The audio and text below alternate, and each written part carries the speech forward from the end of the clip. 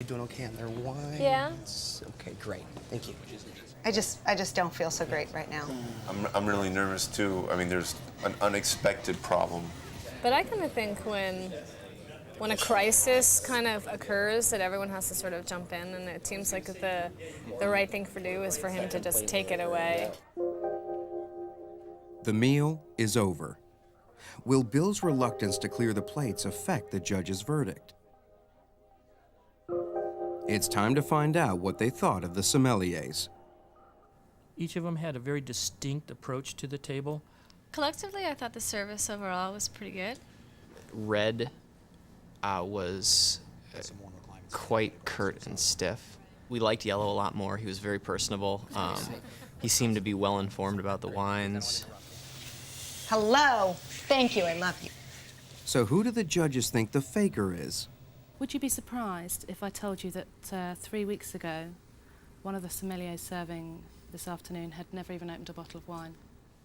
Only because of the situation we're in would it not surprise me. I thought they all were at a basically sound level.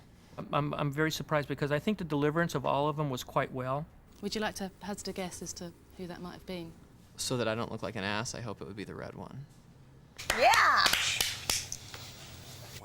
Bill's fooled the first judge, an amazing achievement considering he's a sommelier himself. But what does the next judge think? If I had to guess, to be honest with you, I'd have to say it was number one, the Yellow. Drats. It's one each, and it all hangs on the final judge. I would think that the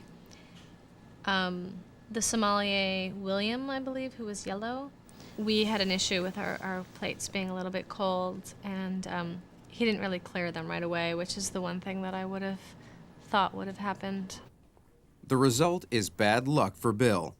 Only years of experience would have taught him how to deal with such an unexpected situation. It's time to tell him the judge's verdict. The bad news is that two of them thought that you were the faker. Really? But the sommelier didn't pick you out, and that alone is worth It's a celebrating. win. It's great news. High five. Let's have There we champagne. go. Good job. All right. The captain of the U.S. beer drinking team has some thank you gifts for his mentors. Then I have official U.S. beer drinking team T-shirts Oh, thank you. for all three of you. And a beer for himself.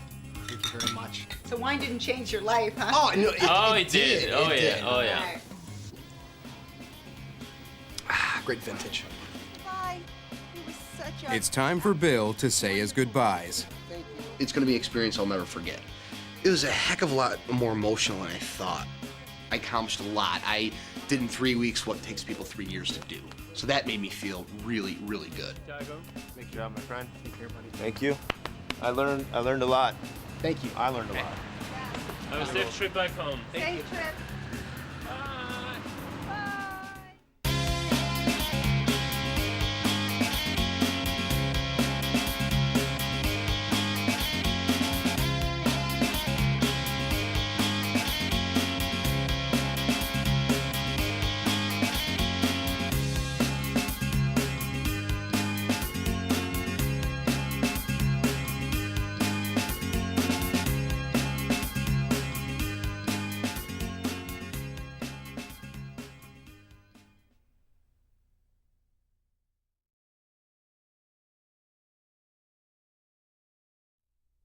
Beer. Can he pass as an expert at an ultra-sophisticated restaurant? That's next. Bill Krejci, who considers pizza and a six-pack of beer fine dining. Let's see what happened when the Learning Channel asked him to step out of his comfort zone and into the role of wine steward at an ultra-sophisticated restaurant. That's hard. Meet Bill Krejci, captain of the U.S. beer drinking team. I guess you would call me the typical beer drinker. Well, I want to go to a place where I can get a pitcher of beer and a bucket of wings. For the next 3 weeks, Bill is leaving his comfort zone and traveling to San Francisco, where he'll train to be a sommelier, a wine expert who picks wines that perfectly complements food. I never heard of a sommelier. I thought it was a country in Africa. Bill has never even set foot in a fancy restaurant. He thinks he's being polite at a restaurant if he belches really loud into a napkin.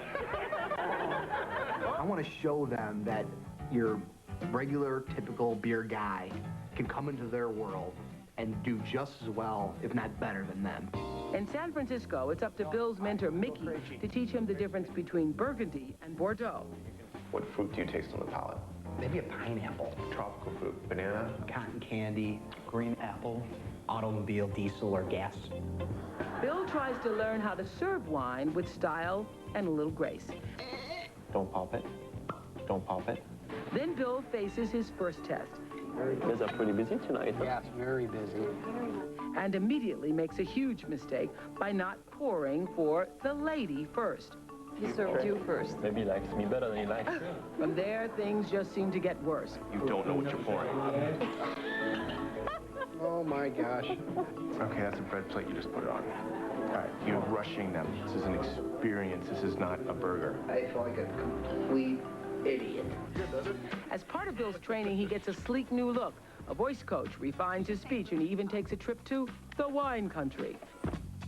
Jump around, jump around. But halfway through his training, Bill is fed up when he's forced to choose between his new job and his first love, football.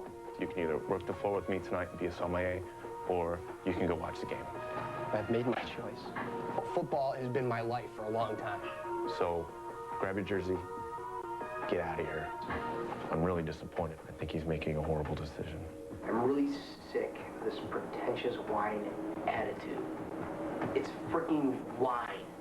With the big night approaching, Bill decides it's time to get serious. He will be competing against 3 real sommeliers as his mentors watch anxiously backstage. He's showing the ball all nicely.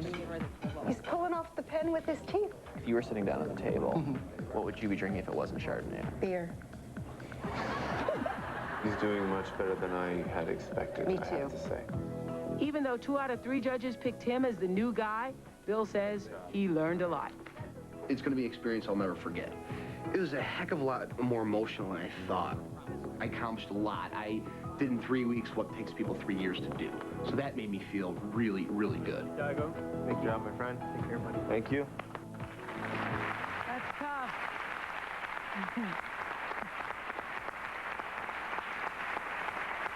That wine world, it's its own world, is it not? It really is. I mean, I had a lot of preconceptions, and I was wrong most of the time, but there were a lot of people, once I told them about my beer love, they kind of looked down at me and joked about it. But overall, I mean, people are people, and I realized that if you bring a little bit of yourself to the table and just do what you love, that you can do anything you want. Yeah. Did you learn to love wine? Actually, yes. My wife's very happy now. We can actually go to a restaurant, and I can actually order. Usually she'd say, you know, red or a white. I was like, I don't know. Whatever's colder, I like. Thanks, Bill. We'll be right back. Thanks for stepping out of your box. Okay, thanks to all of my guests today, especially Bill. It's frickin' wine, that's all it is. Hey, take a chance, step out of your box. A lot of people want to step out their box and ask the Maloof brothers if they're available for their daughters. They're not. They're not. They're not. I know you have an educated daughter. So does the whole country. They're going to be emailing them. Hey, gorgeous. You have a daughter, too. Okay. See? Have I got a girl for you? Okay. Bye, guys. Thanks, everybody. Thanks.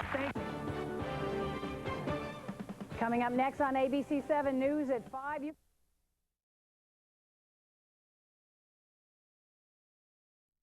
Members of the U.S. beer drinking team this morning. Chicago Bill is here. He's the captain of the Team USA, team captain of the U.S. beer drinking team. Hey, how are you? Good morning. Doing good, thank you. Congratulations. So we, of course, would like to be team members. What is this all about? The U.S. beer drinking team basically is a central location for the Brotherhood of Beer. Right.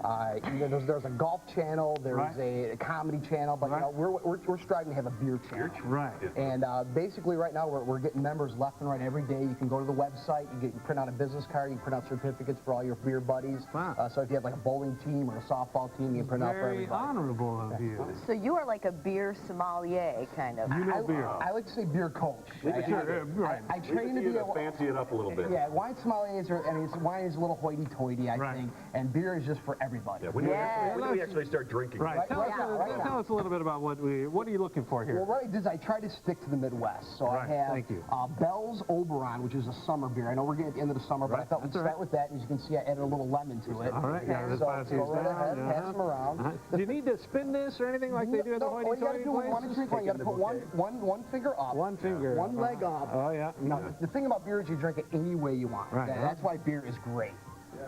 One thing to remember when you're pouring it, though, sip, Robin, sip, not chug. You always want to leave a little bit on the bottom there because that's where all your yeast is, and that's where you get most of your flatulence from the beer. Yeah, so right, you want to leave a little bit in there. And look, there's nothing left at the bottom of hers. That explains a lot around here. What's next? Or any three of mine. All right.